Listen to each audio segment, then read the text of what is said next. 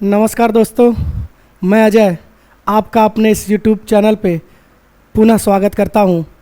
जैसा कि मैंने बताया था कि जल्द ही मैं ग्राफ चैप्टर लेकर आपसे मिलूँगा और मैंने इसी कड़ी में दो आपको वीडियो दिया है। दोनों वीडियो आप देखिएगा, ज़रूर देखिएगा, फिर इस पे आइएगा तीसरा वीडियो। यहीं से आपका इम्पोर्टेंस उन दोनों को समझने के बाद इसको समझना और आसान होता है, इसलिए आप पुराने दो वीडियो ज़रूर देखिएगा।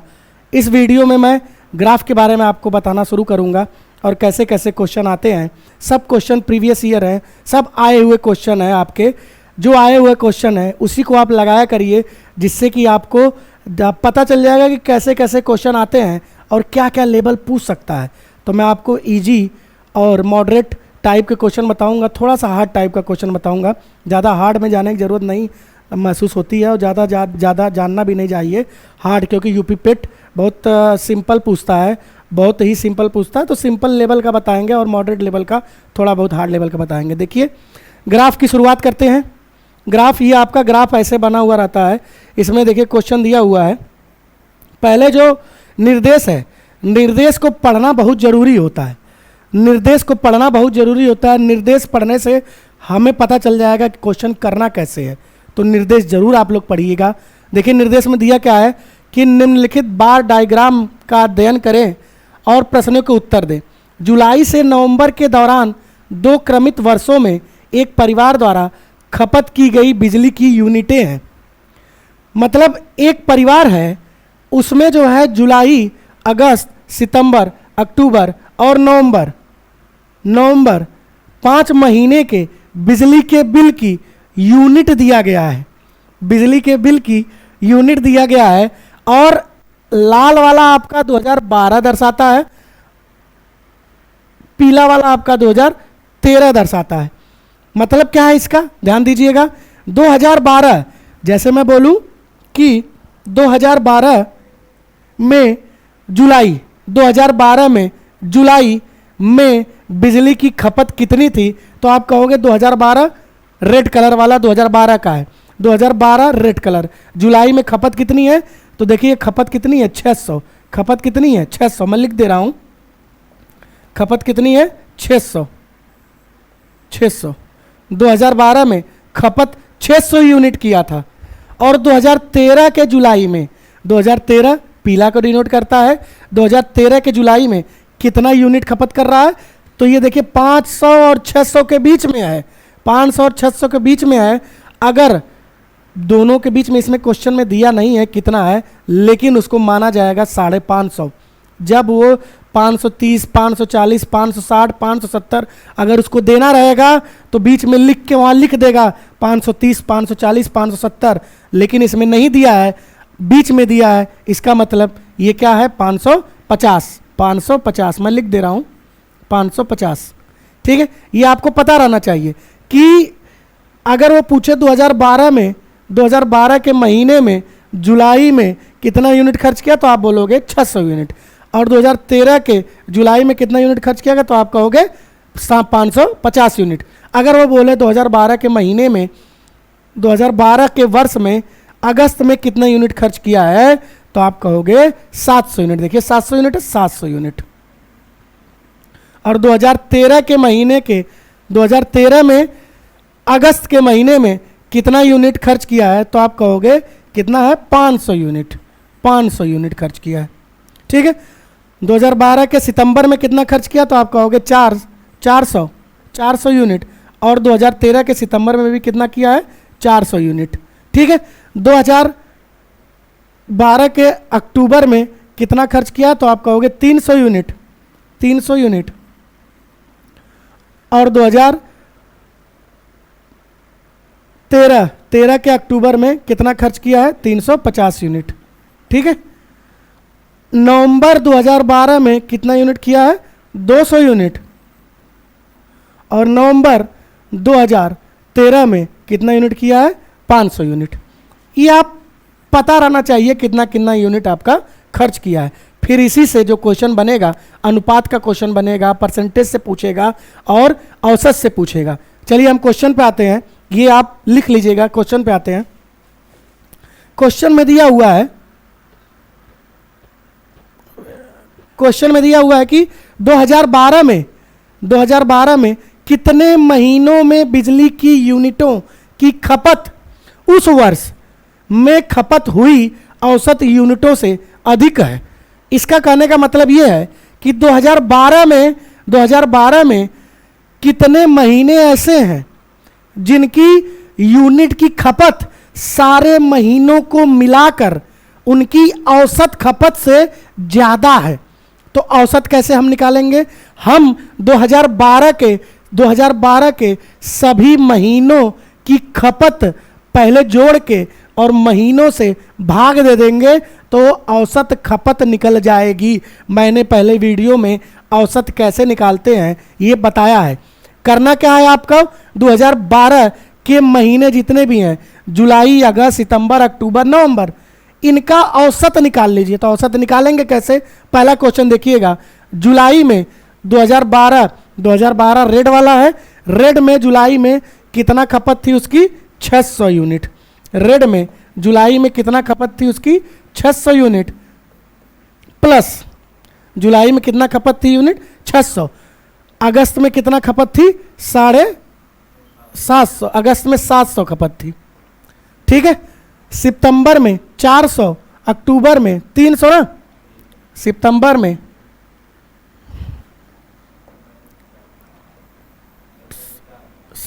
में 400, अक्टूबर में 300 और नवंबर में 200,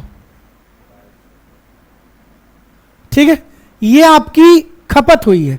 देखिए, जुलाई में 600, अगस्त में 700, पीछे लिखवाया हूं, सितंबर में 400, अक्टूबर में 300 और नवंबर में 200 खपत हुई है। पीछे देख लीजिएगा क्या सही लिखे हैं, 600, 700, 400, 300, 200, ठीक है। ये खपत हुई है।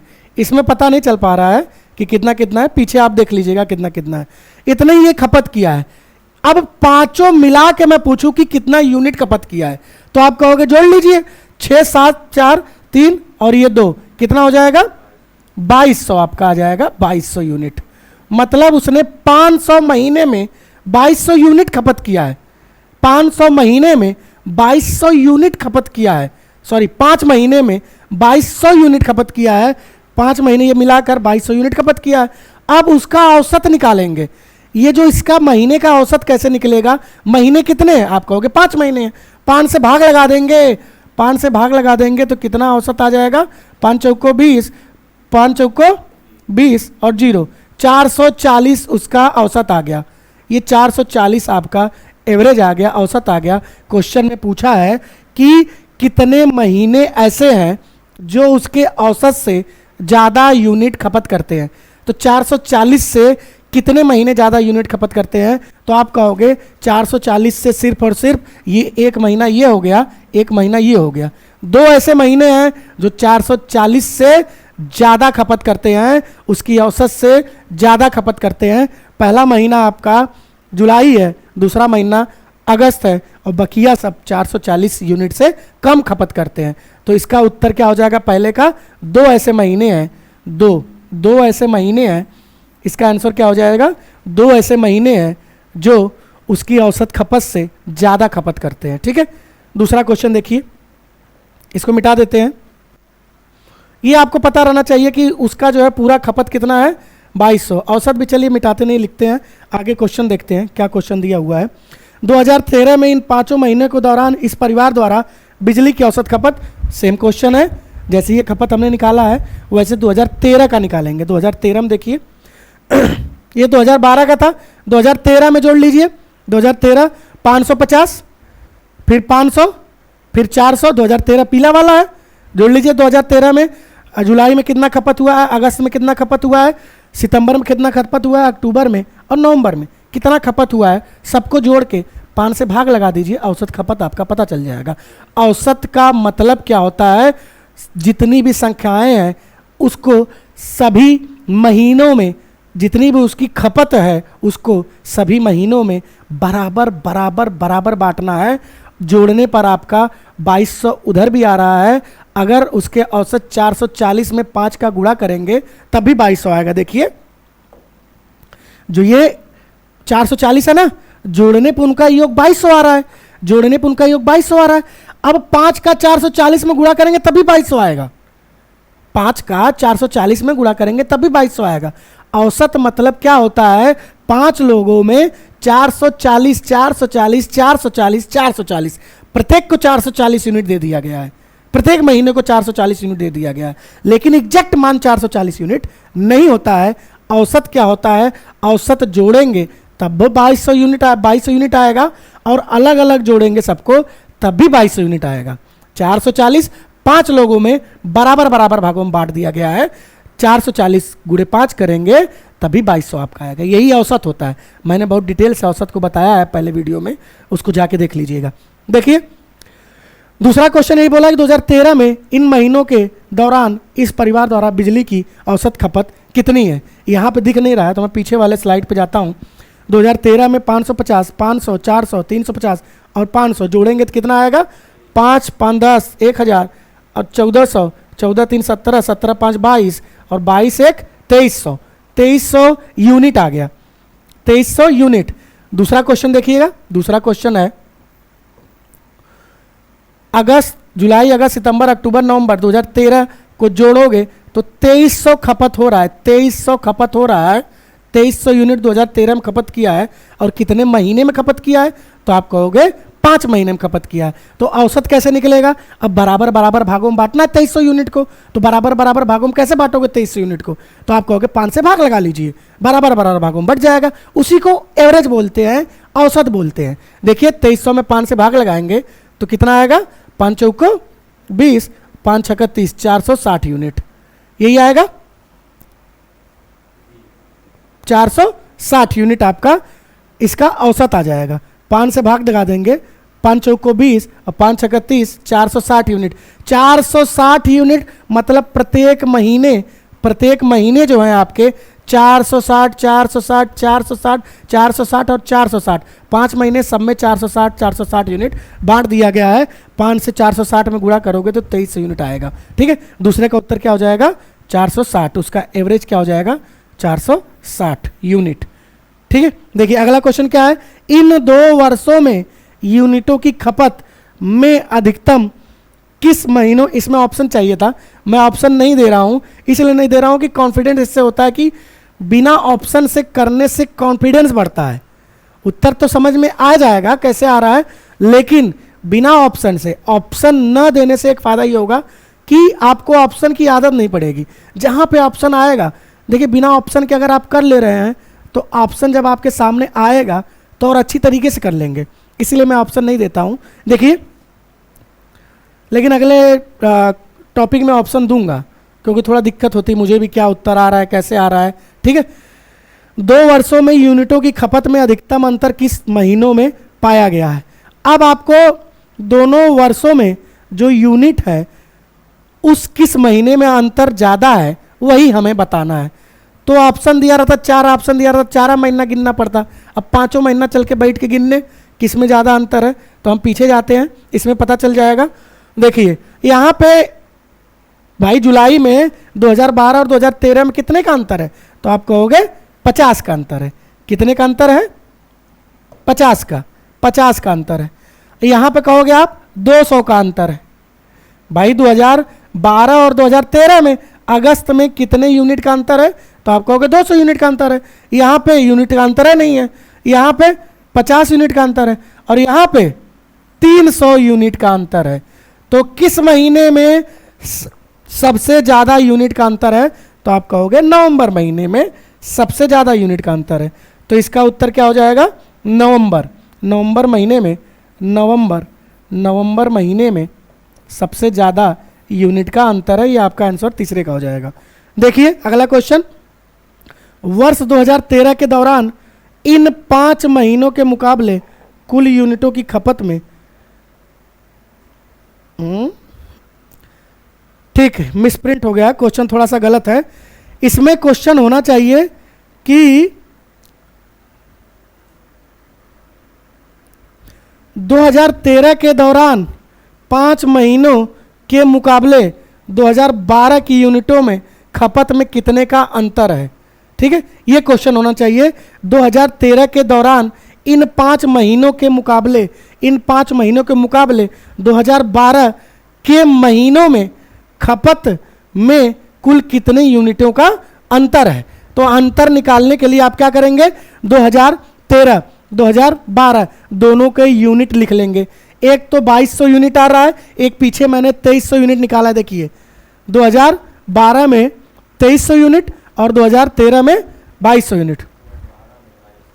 हाँ ठीक है, 2012-13 में 2300 और 2200 है। ठीक है, 2013 में 2300 यूनिट है और 2012 में 2200 यूनिट है। दोनों के अंतर कितना होगा, तो 2300 माइनस 2200 आपका आंसर हो जाएगा। चौथे वाले का आंसर क्या हो जाएगा, तो आप कहोगे 2300 माइनस 2200, कितने यूनिट का अंतर आ जाएगा, 100 यूनिट। 100 यूनिट का आपका अंतर आ जाएगा, यही आपका आंसर होगा। तो चौथे क्वेश्चन का आंसर क्या हो जाएगा, 100 यूनिट आपका आंसर हो जाएगा। ठीक है, अगला क्वेश्चन चलते हैं।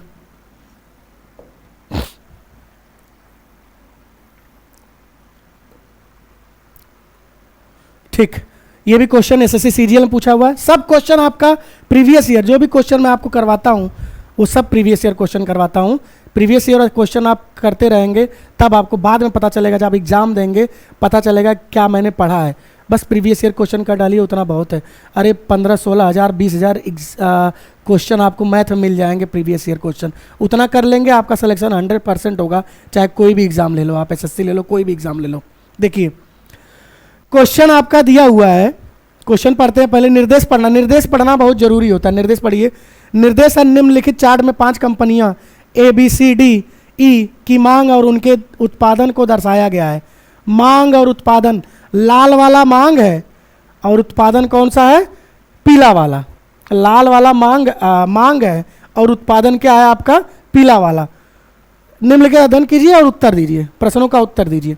देखिए ए कंपनी है, बी कंपनी है, सी कंपनी है, डी कंपनी है, ई कंपनी है। आपकी 5 कंपनियां हैं।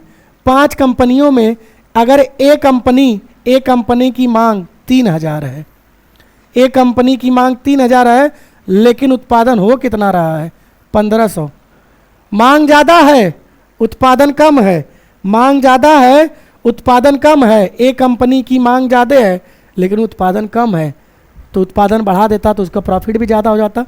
ये सब दिमाग में रहना चाहिए। ठीक है, बी कंपनी देखिए, बी कंपनी में मांग 600 है और उत्पादन 1800 का किए हैं। मांग 600, उत्पादन 1800 का किए हैं।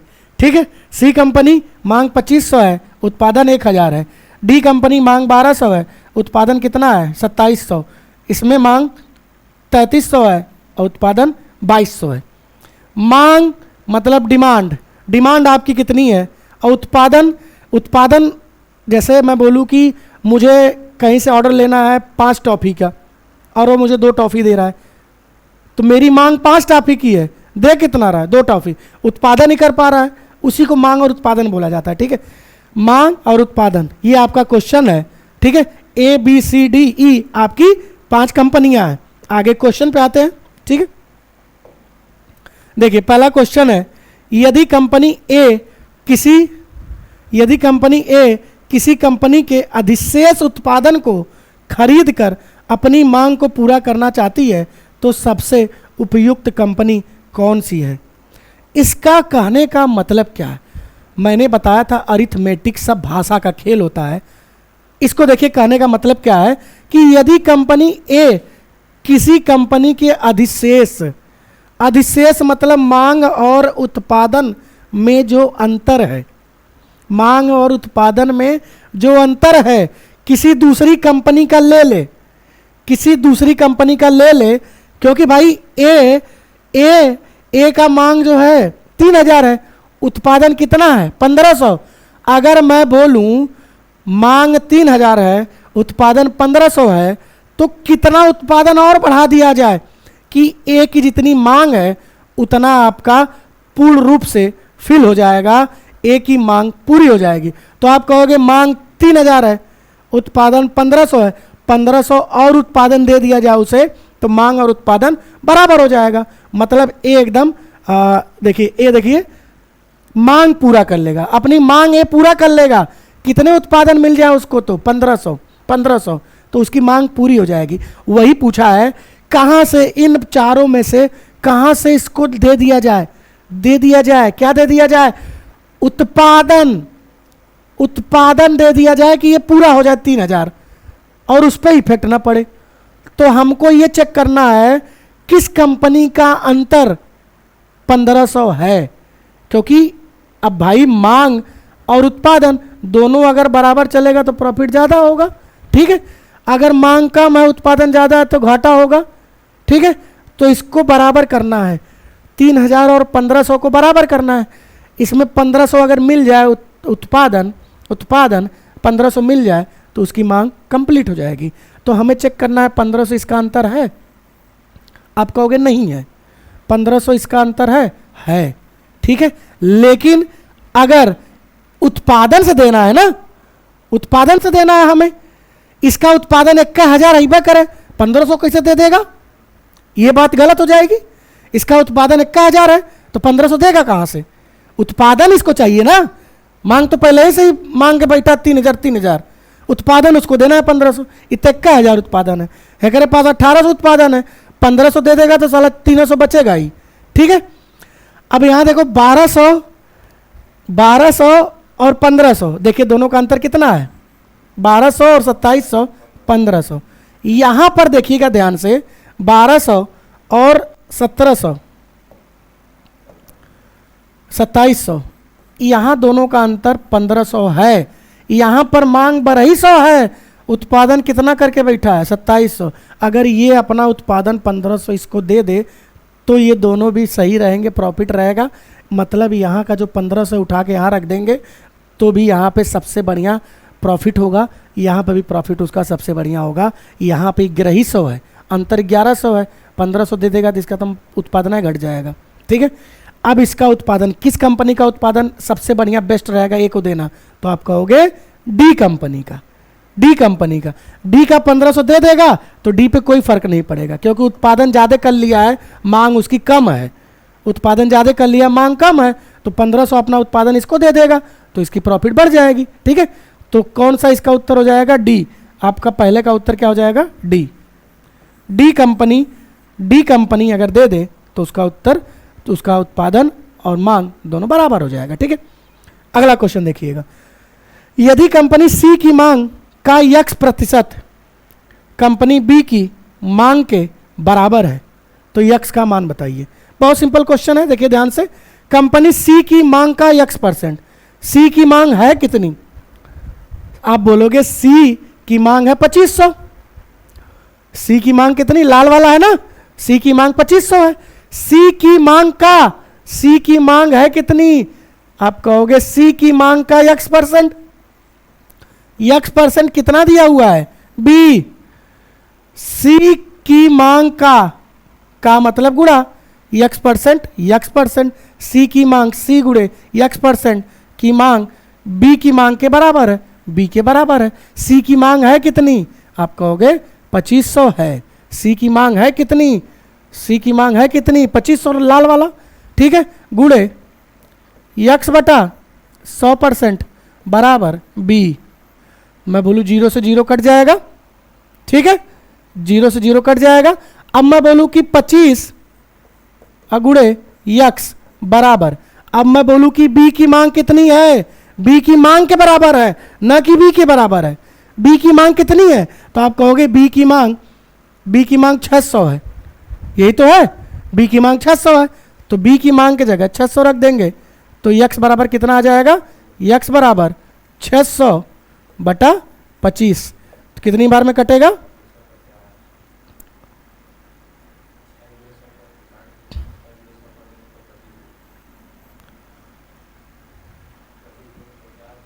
25 दूनी 50, बचेगा ये 25 चौको 100, 24 आपका क्या हो जाएगा, आंसर हो जाएगा। ठीक है, 24 आपका आंसर हो जाएगा। 25 से 600 में भाग देंगे तो 24 आपका आंसर हो जाएगा।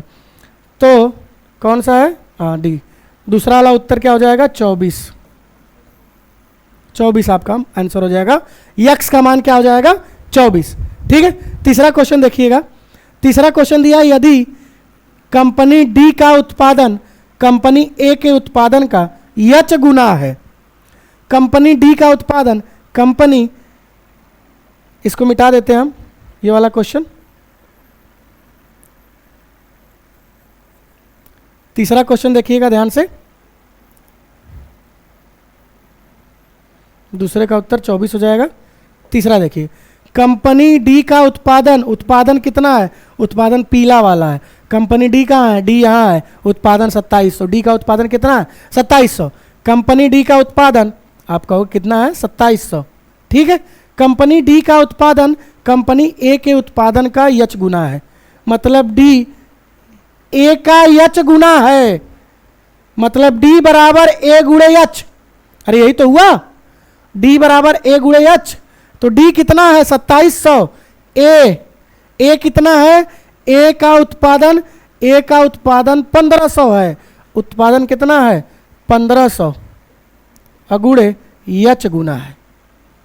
ठीक है ना, यच गुना है तो यच किसके बराबर होगा? अरे भाषा में ध्यान दीजिएगा। 2700 मतलब ध्यान दीजिएगा, सी कहाँ गया? डी का उत्पादन कंपनी ए के उत्पादन का यच गुना है। आप इसको ऐसे भी लिख सकते हो, डी का उत्पादन बराबर कंपनी ए के उत्पादन का यच गुना है। तो दोनों आपस में क्या हो जाएगा? बराबर हो जाएगा। ठीक है ना। जैसे मैं भाषा में बोलूं, संख्या 4, गिनती 4 होती है ना, 4 2 का 2 गुना है, तो आप क्या लिखोगे? 4 गुणे 2 थोड़ी लिखोगे बराबर 2। 4 2 का 2 गुना है। 4 2 का 2 गुना है।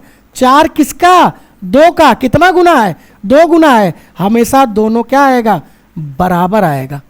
4 2 का 2 गुना है तो हमेशा दोनों बराबर आएगा। 2 में 2 का गुणा करेंगे। वैसे ही डी ए का यच गुना है, डी ए का यच गुना है, डी बराबर ए गुणे यच।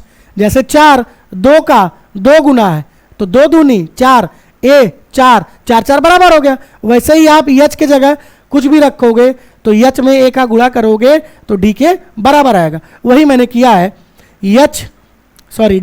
डी का उत्पादन कितना है? आप कहोगे कितना है? 2700। उत्पादन पीला वाला है, 2700। ठीक है, ए का उत्पादन आप कहोगे 1500 का कितना गुना है? यच गुना है। यच गुना है, यच हमने लिख दिया। अब बोला है कि कितना गुना यच का मान निकालना है। 0 से 0 कट जाएगा, 27/15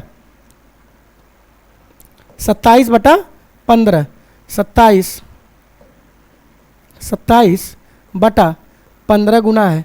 आप गुना लिखना है तो काट सकते हैं इसको। 15 कम 15, 3 से काट लीजिए। 3 9 27, 3 5 15, 9/5 आया तो 5 1 कम 5, 5 1 कम 5 और क्या बचा है आपका? 4 बचा है तो 5 बटे 40, 1.8 गुना है। 1.8 गुना है।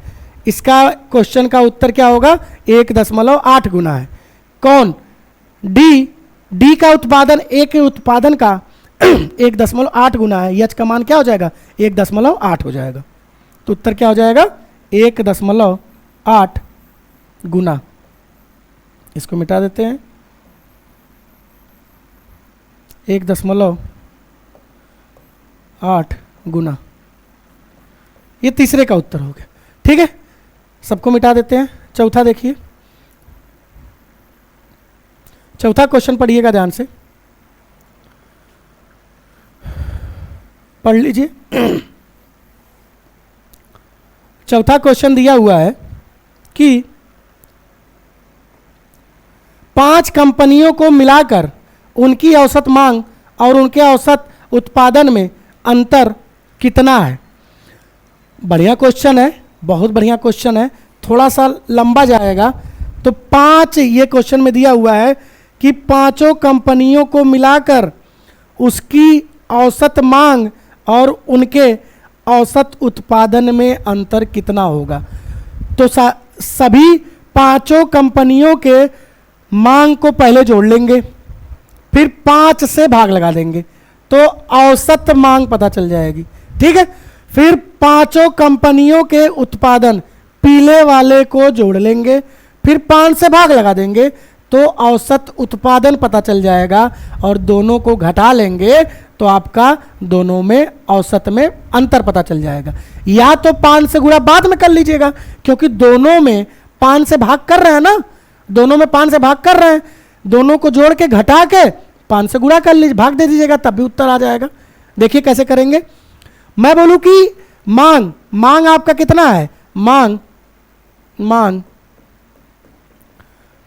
3000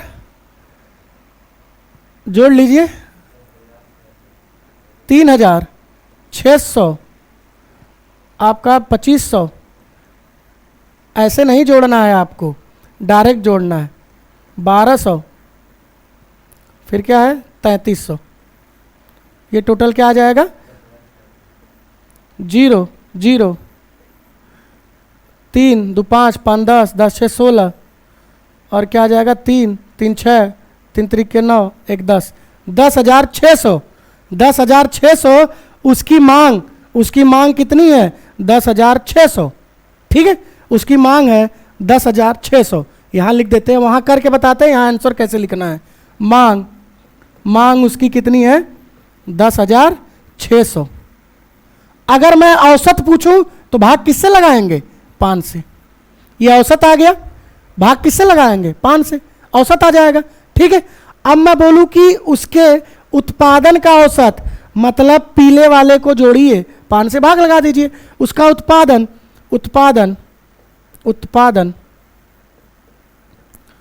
कितना कितना है 1500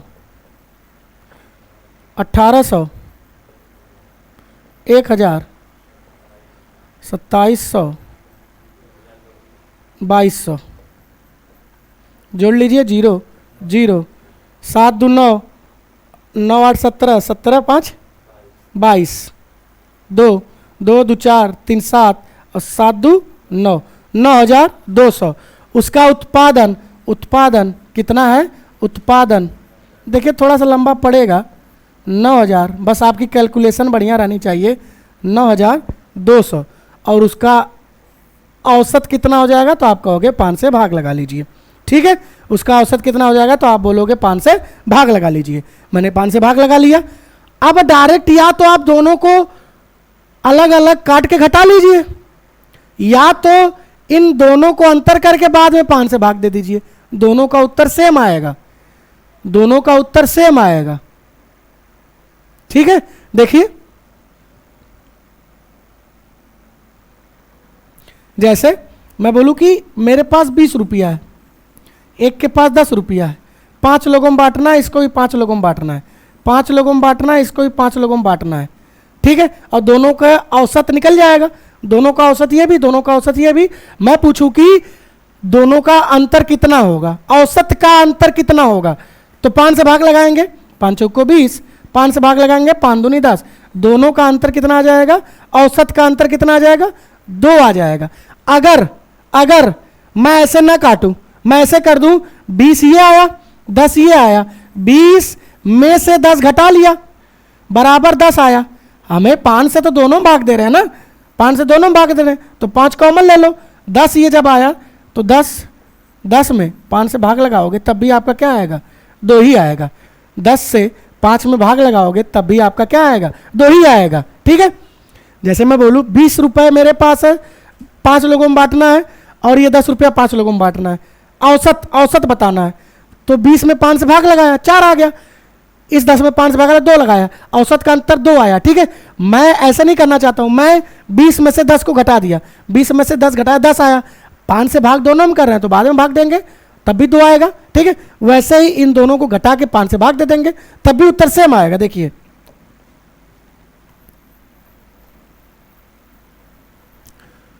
आपका 10,600 में से इसको घटाएंगे, अंतर पूछा है, औसत का अंतर पूछा है, तो डायरेक्ट आप लगा के वैसे भी कर सकते हो, चाहे आप इन दोनों घटा के 5 से भाग दे सकते हो। ठीक है, घटाओगे इसको 0 0 4 1 1400 आ गया, 5 से भाग लगा दीजिए, आपका औसत पता चल जाएगा। 5 दूनी 10, 5/40 0, 280। चाहे आप यहाँ भी भाग लगाएंगे, यहाँ भाग लगाने पर कितना आ रहा है, क्या आ रहा है,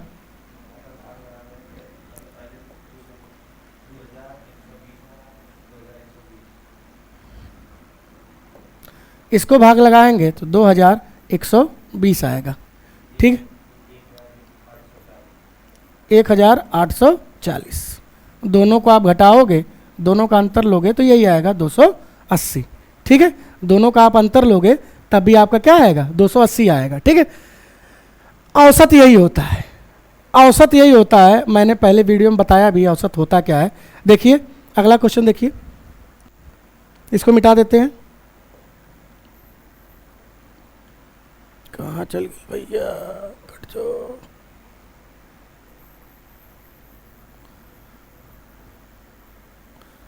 देखिए अगला क्वेश्चन ध्यान से पढ़िए सभी लोग। अगला क्वेश्चन क्या है, इसका उत्तर चौथे वाले का 280 लिख देते हैं अभी। चौथे वाले का उत्तर क्या आ गया, 280। अंतर क्या आ जाएगा, 280।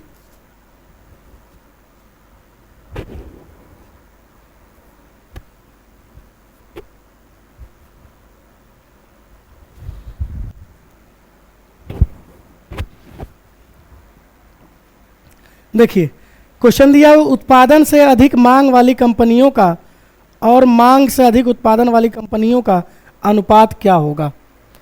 इसका क्वेश्चन की भाषा समझिएगा, क्वेश्चन की भाषा बहुत मजेदार है। उत्पादन से अधिक मांग, उत्पादन से अधिक मांग और मांग से अधिक उत्पादन, जितनी कंपनियां, दोनों का अनुपात बता दीजिए। तो पहले यह देखना है हमें कि भाषा ध्यान से देखिएगा। उत्पादन से अधिक मांग, देखिएगा ध्यान से, उत्पादन, उत्पादन से अधिक मांग, उत्पादन से अधिक मांग। उत्पादन क्या है, पीला वाला, मांग कौन है, लाल वाला। उत्पादन से अधिक मांग होना चाहिए, उत्पादन कम होना चाहिए, मांग ज़्यादा होना चाहिए। वही कंपनी हमें बतानी कितनी कंपनी है। उत्पादन से अधिक मांग, उत्पादन से अधिक मांग कितनी कंपनी है, तो आप कहोगे उत्पादन यहाँ 1500 है, ये मांग है एक कंपनी, उत्पादन से अधिक मांग।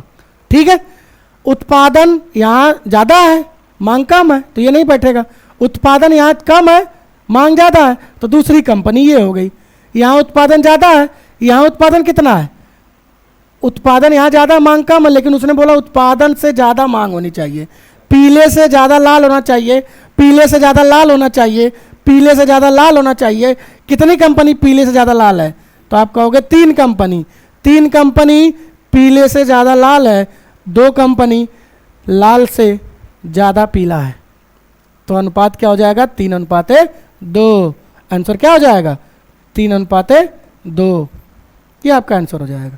ठीक है, क्वेश्चन की भाषा बहुत मज़ेदार थी कि उत्पादन से अधिक मांग, उत्पादन कितनी है, उत्पादन से अधिक मांग होनी चाहिए, मतलब पीले से ज़्यादा मांग होनी चाहिए। कितनी कंपनियां हैं, कंपनियों तथा मांग से अधिक उत्पादन वाली कंपनियों के बीच अनुपात पूछा है। तो उत्पादन से ज़्यादा मांग की कंपनियां कितनी है, 3, और मांग से ज़्यादा उत्पादन कंपनियां कितनी है, 2। अनुपात कितना हो जाएगा, 3:2 आपका आंसर हो जाएगा। ठीक है, अगले क्वेश्चन पे आते हैं।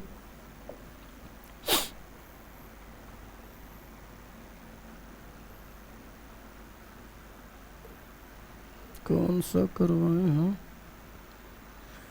ठीक, ये भी आया हुआ क्वेश्चन है, ध्यान से पढ़िएगा। यहाँ 4 खिलाड़ियों की 2 पारियों के स्कोरों को बार ग्राफ द्वारा दर्शाया गया है। आरेख का अध्ययन करें और दिए गए प्रश्नों का उत्तर दें। ध्यान से देखिएगा इस क्वेश्चन को। यहाँ पे 4 खिलाड़ी हैं, चारों खिलाड़ियों के स्कोर और पारियों का पहली पारी और दूसरी पारी में बांटा गया है। 2 पारी 4 खिलाड़ी खेले हैं। महेंद्र सिंह धोनी पहले खिलाड़ी, दूसरे खिलाड़ी विराट कोहली, तीसरे खिलाड़ी चेतेश्वर पुजारा, चौथे खिलाड़ी शिखर धवन। 4 खिलाड़ी हैं। पहली पारी लाल रंग, पहली पारी लाल रंग 60 रन स्कोर है, 60 रन। दूसरी पारी में सफेद से लिख देते हैं 80 रन। ये पहली पारी में विराट कोहली 50, दूसरी में 50। ये चेतेश्वर पुजारा पहली पारी में 70, दूसरी पारी में 10 रन।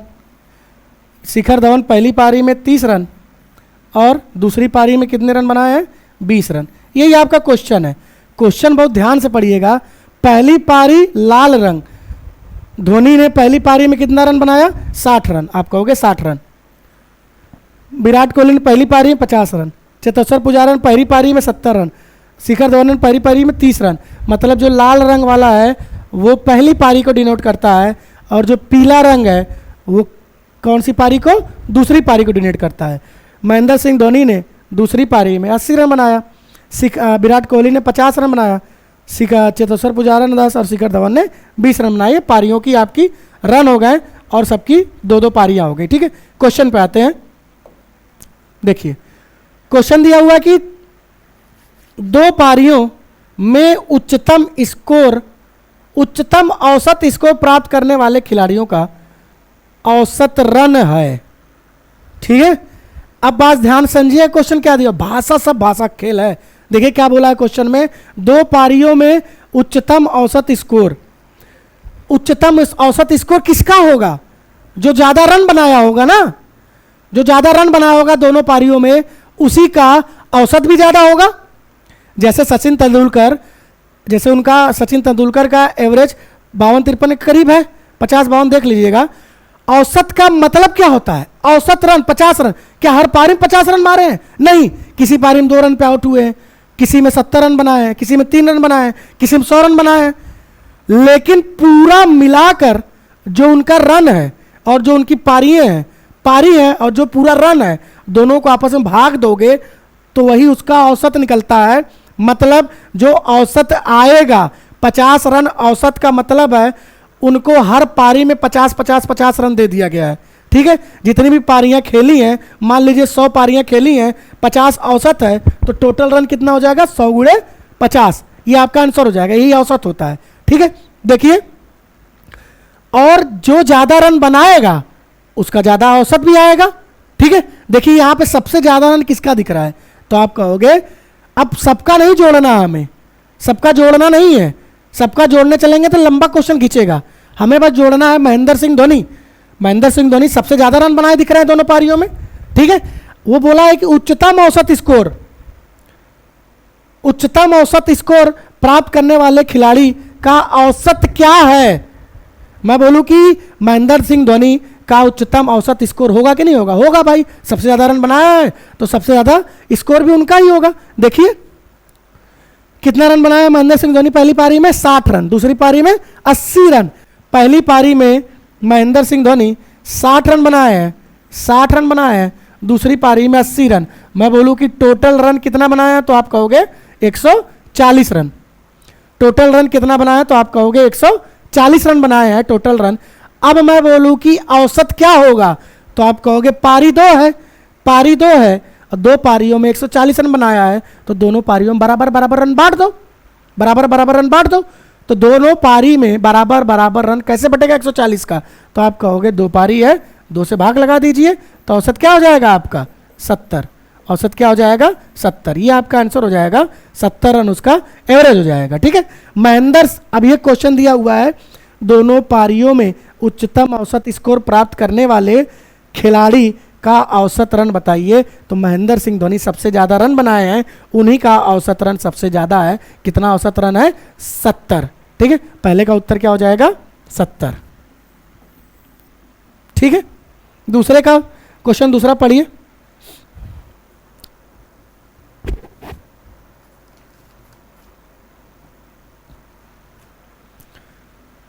दूसरा क्वेश्चन क्या है? दूसरी पारी में सबसे कम स्कोर प्राप्त करने वाले खिलाड़ी के दोनों पारियों का औसत रन क्या है? तो पहले हमें यह चेक करना है कि दूसरी पारी में सबसे कम रन कौन बनाया है। दूसरी पारी में सबसे कम रन बनाया कौन है? तो आप कहोगे पहली पारी लाल वाला है, दूसरी पारी पीला वाला है, तो दूसरी पारी में सबसे कम रन चेतेश्वर पुजारा बनाए हैं। दूसरी पारी में सबसे कम रन चेतेश्वर पुजारा बनाए। पहला क्वेश्चन को मैं मिटा देता हूं, दूसरे क्वेश्चन पे आता हूं। आप कहोगे दूसरी पारी में सबसे कम रन बोला है, दूसरी पारी में सबसे कम स्कोर प्राप्त करने वाले खिलाड़ी के दोनों पारियों की औसत बताइए।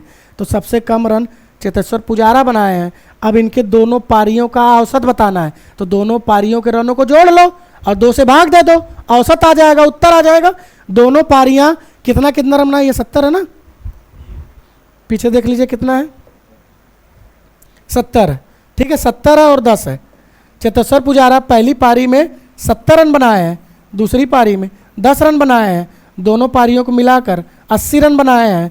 तो औसत क्या हो जाएगा, 2 से भाग दे देंगे, 40 आपका औसत हो जाएगा। ठीक है, क्वेश्चन आपका पूछा है कि सबसे कम रन बनाने वाले दूसरी पारी में कौन है, चेतेश्वर पुजारा, उनके दोनों पारियों का औसत बता दीजिए। पहली पारी में 70 रन, दूसरी पारी में 10 रन, 80 में 2 से भाग दे देंगे, 40 उसका औसत आ जाएगा, एवरेज आ जाएगा। तो दूसरे का उत्तर आपका क्या हो जाएगा, 40। दूसरे का उत्तर क्या हो जाएगा, 40 रन। ठीक है, तीसरा क्वेश्चन देखिए, पहली पारी में चारों खिलाड़ियों द्वारा मिलकर बनाया गया कुल स्कोर कितना है। तो पहली पारी में, बहुत सिंपल क्वेश्चन है, पहली पारी में चारों खिलाड़ियों द्वारा कुल मिलाकर बनाया गया स्कोर कितना है। तो सबको पहली पारी लाल वाले को सबको जोड़ लो, आपका आंसर हो जाएगा। लाल वाला देखिए सबका क्या है, पहली पारी 60, 50, 10 और 30, सॉरी 60, 50, 70 और 30 को जोड़ लीजिए, 7, 3, 10, 100 हो जाएगा, 6, 5, 11, 210 रन आपका आंसर हो जाएगा। 210 रन, 210 रन। ठीक है, 210 रन आपका आंसर हो जाएगा। अगला क्वेश्चन देखिए, दूसरी पारी में चारों खिलाड़ियों का औसत स्कोर क्या है। इसमें अगर औसत स्कोर पूछता 410 में, 210 में 4 से भाग लगा देते, उत्तर आ जाता। ठीक है, दूसरी पारी में चारों खिलाड़ियों का औसत रन क्या है, औसत स्कोर क्या है, औसत पूछा है। तो चारों खिलाड़ियों के दूसरी पारी का रन जोड़ लीजिए और 4 से भाग लगा दीजिए, तो औसत हो जाएगा। औसत क्या होगा, तो चारों खिलाड़ियों के दूसरी पारी को जोड़ लीजिए, 20, 10, 30 और 5, 80, 8, 8, 16, 160 रन। चारों मिलाकर 160 रन बनाए हैं, चारों मिलाकर, चौथा क्वेश्चन देखिएगा, चारों मिलाकर 160 रन बनाए हैं। कितने लोग बनाए हैं, 4 खिलाड़ी। तो औसत क्या हो जाएगा, 40, 4 चौको 16, 40 रन आपका क्या हो जाएगा, औसत हो जाएगा। ठीक है, अगले क्वेश्चन पे आते हैं, ध्यान से समझिएगा, बहुत बढ़िया बढ़िया क्वेश्चन, इससे ज़्यादा टफ नहीं पूछेगा। अगले क्वेश्चन पे बढ़ते हैं।